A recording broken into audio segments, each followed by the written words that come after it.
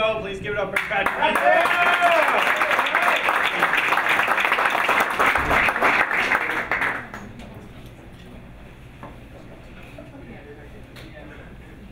Hate being short.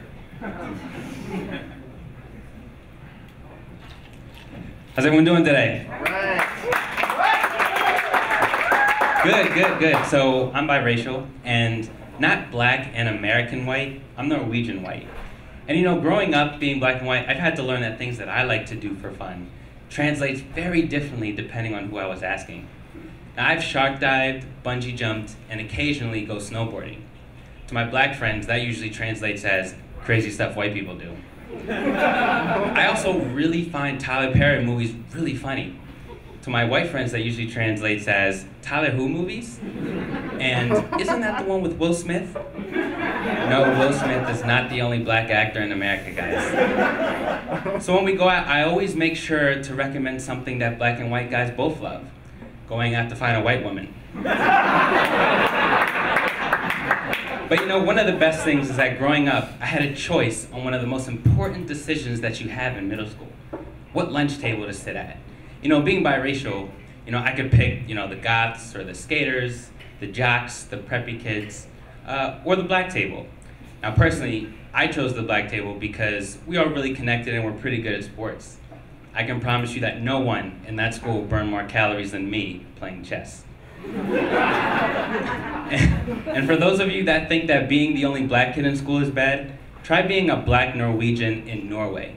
I haven't yet figured out if everyone's so nice to me because of my large, impeccably muscular frame, or the fact that I think I'm on their endangered species list. But you know, it's an interesting perspective being mixed too, because people don't know what may or may not necessarily offend you. I was with some friends in the car when the Drake YOLO song came on. And if you're not familiar with the song, he says the N-word in the chorus. So one of the white guys in the car that I wasn't too familiar with really knew the song. I mean, in an animated way.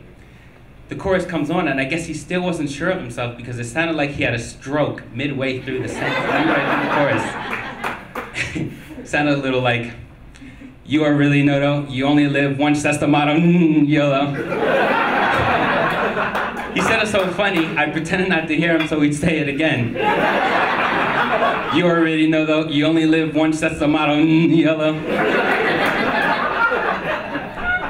But you know, being black and white does have its advantages now though. I mean, whenever I want to have sex with a girl, I can just walk up to her and say, "Hey, want to make a president?" Yes, ladies, there are the romantic types like me still out there.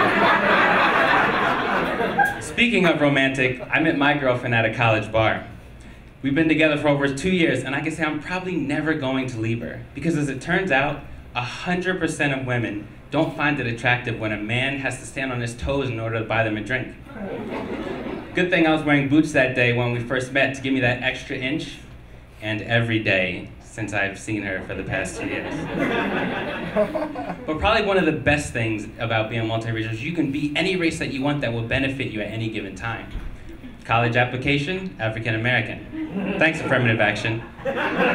Corporate job application, Caucasian. I might even try to be the first dual member of the Black Panthers and KKK Club. But you know, sometimes none of the races work in this given situation.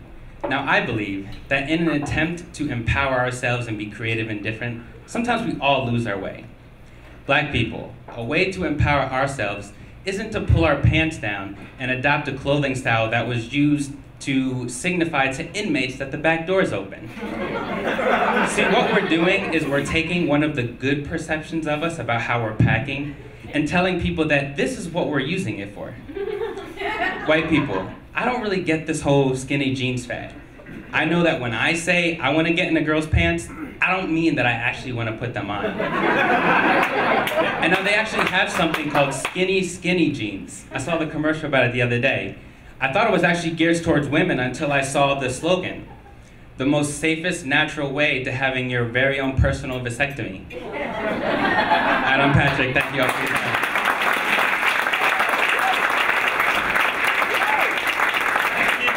All right.